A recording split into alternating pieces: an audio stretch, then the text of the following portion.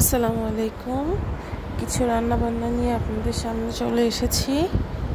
এখানে আমি রান্না করছিলাম টাকি মাছ ভর্তা। তো টাকি মাছ ভর্তা করার জন্য এখানে আমি একটুখানি আলু, পেঁয়াজ, মরিচ এবং লবণ দিয়ে ভেজে নিচ্ছি। একটু ভাজা হয়ে এলে আমি এর মধ্যে হলুদ দিয়ে দিব। তো এই দেখুন, এখন কিন্তু আলুটা ভাজা ভাজা হয়ে গিয়েছে। এই পর্যায়ে আমি একটু হলুদ আর টাকি মাছ দিয়ে দিব। এই মাছটাকে সুন্দর করে ভুনা করতে হবে। একদম ভাজা ভাজা করে নিলেই মাছ ভর্তাটা হয়ে যায়। অনেকে এমনি মাছটাকে ভেজে নিয়ে তারপর পেঁয়াজ মরিচ দিয়ে মাখিয়ে নেয়, আবার অনেকে এই রকম করে ভর্তাটাকে করে। তো আমি এভাবেই সারা জীবন খেয়ে এসেছি আর কি, তো তাই এটাই করে দেখাচ্ছি। এই দেখুন, এই পর্যায়ে আমি এর মধ্যে দিয়ে দিয়েছি হলুদ।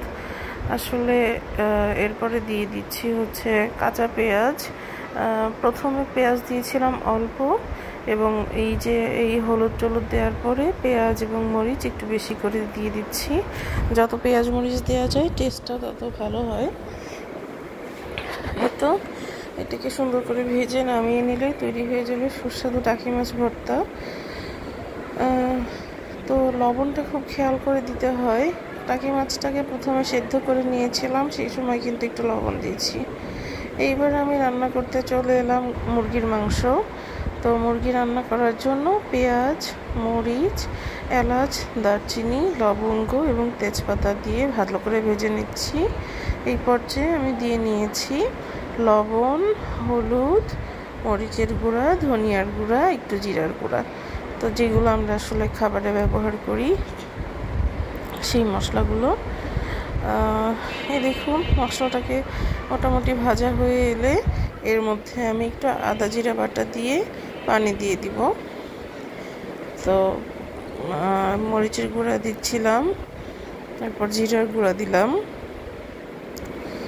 তো রান্না কিন্তু আমরা সবাই মোটামুটি কম বেশি জানি। তো তারপরেও আমরা যারা পেজ নিয়ে কাজ করছি বা ভিডিও আপলোড করছি প্রতিনিয়ত, তারা কিন্তু আসলে আমাদের যে জীবনধারা, আমাদের যে রান্নাবান্না, সেগুলোই দেখানোর চেষ্টা করি।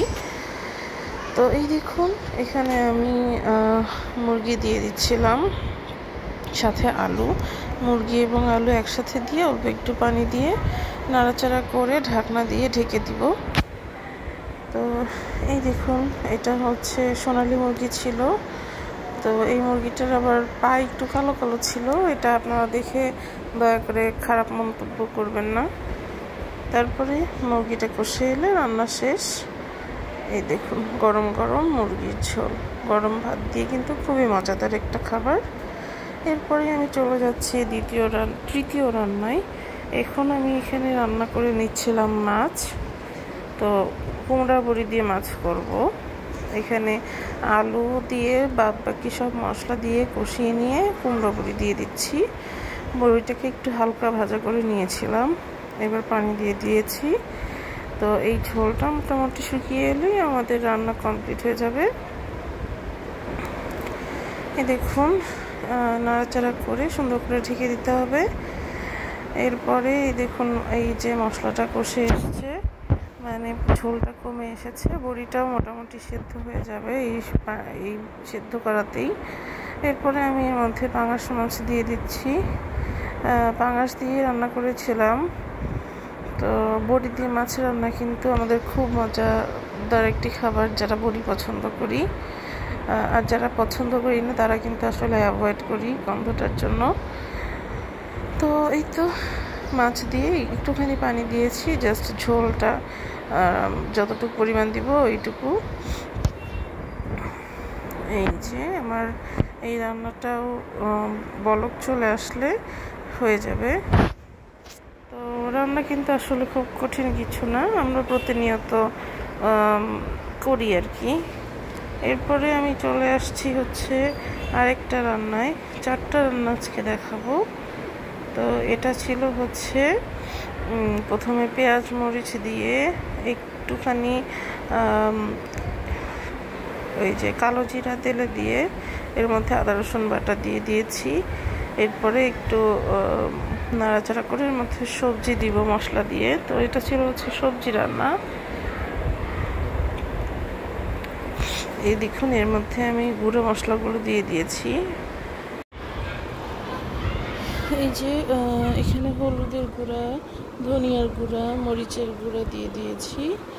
এরপরে এর মধ্যে আমি দিয়ে দিচ্ছি হচ্ছে আলু এবং এর সাথে মূলা, তারপরে ফুলকপি, তারপরে সিম, বেগুন, এসব কিছু দিয়ে একটা সবজি কেটে রেখেছিলাম সেইটা।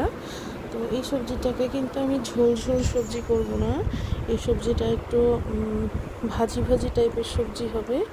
তো সব মশলা টশলাগুলোকে দিয়ে আমি এটাকে খুব ভালো করে নাড়াচাড়া করে নিব, মিশিয়ে নিব আর কি। তো এই তো আমার আজকের রান্নাবান্না এই পর্যন্তই ছিল। আসলে আমরা প্রতিদিন যতটাই হোক রান্না কিন্তু আমাদেরকে করতেই হয়, খাবারের জোগাড় কিন্তু করতেই হয়। আর আমাদের কিন্তু চেষ্টা করতে হয় যে রান্নাটা যেন একটু ভালো হয়, সবাই যেন খেয়ে তৃপ্তি পায়। নিজেরও তো একটা টেস্ট আছে, তো সেই অনুযায়ী আসলে আমাদেরকে নিজেদের টেস্ট অনুযায়ী যতটুকু সাধ্য হয় ওই পরিমাণে সুস্বাদু করে রান্না করার চেষ্টা করি আর কি।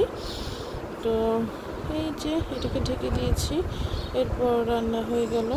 দেখুন একদম ভাজি ভাজি করে সবজিটাকে রান্না করে নিয়েছি। সবজি কিন্তু গলেও নি, আবার সুন্দর সিদ্ধ হয়েছে। তো এই সবজিটাকে কিন্তু রুটি দিয়ে বা এমনি ভাত দিয়ে খেতেও খুব মজা লাগে। ওপর দিয়ে একটু ধনেপাতা ছিটিয়ে দিচ্ছি। এই ছিল আজকে আমার রান্না বান্না, 4টা রান্না দেখালাম। তো যাদের ভালো লেগেছে অবশ্যই ভিডিওটা সম্পূর্ণ দেখে একটা সুন্দর কমেন্ট করে যাবেন, আমি যেন বুঝতে পারি যে ভিডিওটা আপনাদের কেমন লেগেছে। তো সবাই ভালো থাকবেন, দোয়া রইল সবার জন্য। Thank you.